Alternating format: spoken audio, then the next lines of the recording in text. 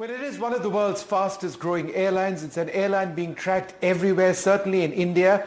Indigo has just announced their quarterly results, also their results over the year, and these are record results which they have posted. In addition to that, they've announced some exciting plans for the future as they upgrade their operations. They do, of course, have a record order book of aircraft. We are joined now by a very special guest, the CEO of Indigo, Pieter Elbers. Thanks very much for being with us, Mr. Elbers, and congratulations.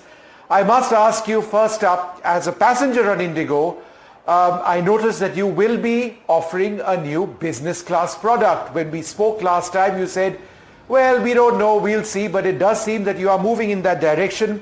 Is Indigo therefore shedding your low-cost image? No, we are not, and thank you for having me here. No, we are not. I think what we are doing here is really developing our offer for our consumers in line with the development of the market in India. And the Indian consumers are as diverse as the country is. So what we have communicated today is that on the nation's busiest and business routes, towards the end of the year, we will introduce a product tailor-made precisely for those customers. And I would say in the very same way as Indigo, if I may say it, revolutionized air travel in India, we have the ambition to do that exactly with this market segment as well towards the end of the year. Mr. Elbers, will Indigo offer full services on, by which I mean a business class and a premium economy, on your international routes? And the reason I ask that, of course, is because you've just ordered 30 A350 aircraft, and I think that's a question on everybody's mind. Or are these going to be fully packed aircraft similar to the 777s that you're operating now, which you've taken on a damp lease? Yeah, you know, we are building on our strategy, and our strategy, which we have launched 2 years ago, has various building blocks. And part of that strategy indeed is further internationalization. And the further internationalization is going to be fueled by the launch of the Airbus XLR coming in somewhere in due course of 25, and indeed our landmark order, which we announced last month, to go for wide body space. What we have kept open so far is what's going to be the precise product definition on those planes. So I will not be able today to answer that question. I think the step we're taking today is really to cater for these routes in the country itself, which have a lot of business traffic, business related traffic, and which are the nation's busiest routes. Building on that, we'll take steps for the future, but we have not communicated anything on that yet. And as I said earlier, we keep all options open. Mr. Elbers, with the A350 coming into service in a couple of years from now, will we likely see Indigo fly to even the United States or the United Kingdom?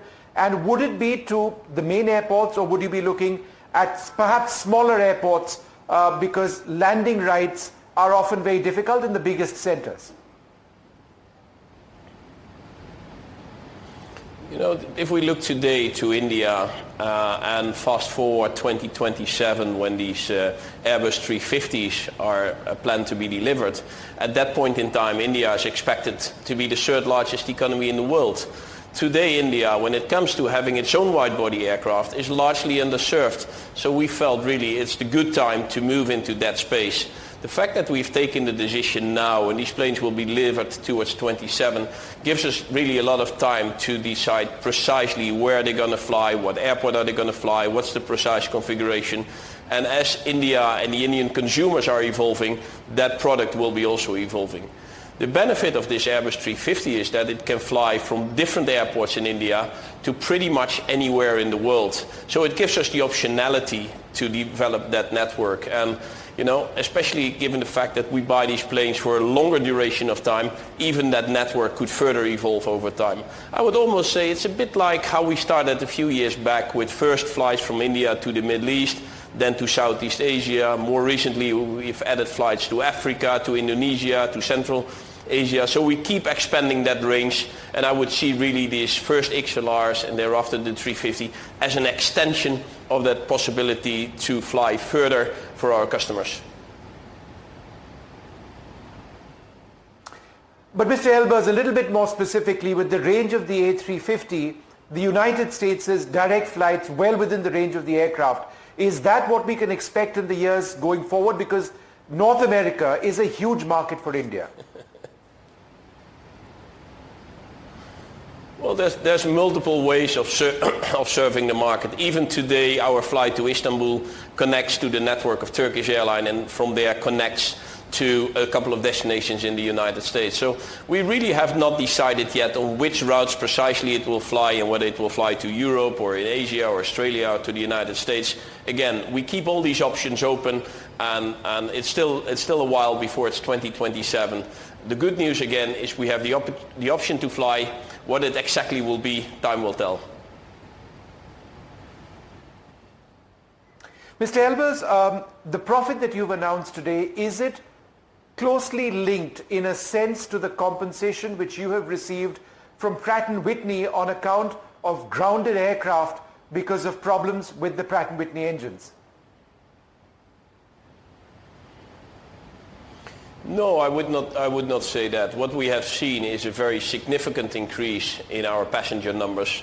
So as you have seen in the earnings which we released today, we have increased to a total of 107 million customers in last year, which is 25% more than we had the year prior. So that's really a good reflection of the trajectory we've done. We've added more destinations. We've added a total of 17 destinations over the past year, bringing it to a total of 121 destinations. And we have really increased some of the routes we were operating. So I would say the execution of the strategy is really helping us and driving these results.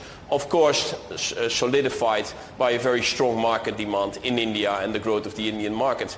You know, when you look at the discussions we're having with Pratt & Whitney, I think we would, of course, wish not to be in this situation.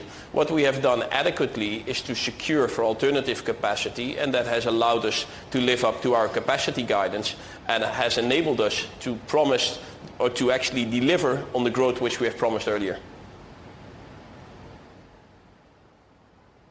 Mr. Elbers, however, if you do look at capacity and the growth in capacity of all the quarters, even though there's been robust growth in the last quarter, it's been the lowest of capacity growth over the last few quarters. Why is that the case? You know, and that we have shared earlier. We got, of course, the information on some of the additional inspections on the engines to be done. That's why the number of planes on the ground has increased in this last fourth quarter as compared to the quarters before. So if you compare that setting, indeed there has been a sort of moderation of that growth. What's important for us though, and I think it's really speaking volumes to all the mitigating measures we have done, is that despite all the impact we had on that grounding, we still have been able to offer or to provide for year-over-year growth. And for the total year, you've seen the growth, absolutely, which has even exceeded the earlier capacity guidance. And we gave that capacity guidance already before these additional inspections were announced. Sorry to interrupt you. So what happens to that grounded fleet, sir? Are you getting the engine replacements, and would you therefore be operating those aircraft as they come back into service with refurbished or new build engines from Pratt & Whitney? What happens to those jets? Yes, we are awaiting some of the materials and some of the engines, and the moment they are being delivered, these aircraft will be taken back into service indeed. Just one or two more small questions. Are you also looking, and it's been reported in some places, at an order of approximately 100 small aircraft in the class of the ATR, not necessarily the ATR. And could you tell us about your plans in that direction as the Indian market grows? You know, I think what IndiGo has done over the past 12 months, we had first the largest ever order, which we have announced in June of last year at the Paris Air Show, with a set of 500 Airbus 320 family planes No other airline has placed an order of that size with a single manufacturer. So that has solidified the influx of fleet well into the middle of the next decade. Then more recently in April we have made a step into the wide body space. That's all part of a holistic strategy. When it comes to other planes, we keep all options open going forward. And Mr. Elbers, one final question. Are you going to tell me a little secret about what exactly the inside of your A350 is going to look like? Exact configuration of business, premium and economy, and whether you're going to have in-flight systems, entertainment systems on board. Are you about to tell me a big secret right now, sir? Well, usually having a camera right in front of you is not the best point in time to share a big secret with you.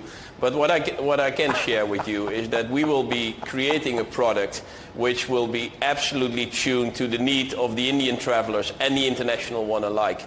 And we will make sure that the Indian consumer traveling abroad will now have the opportunity to go directly from India to many places in the world at a product which is well known and well appreciated here at home in India, and now will serve also the needs to go international. And how precise it will look, we'll share that over time. All right, Mr. Elbers, wonderful speaking to you. Congratulations on your excellent quarterly results and really driving growth in this segment which has so much potential. Thank you very much indeed.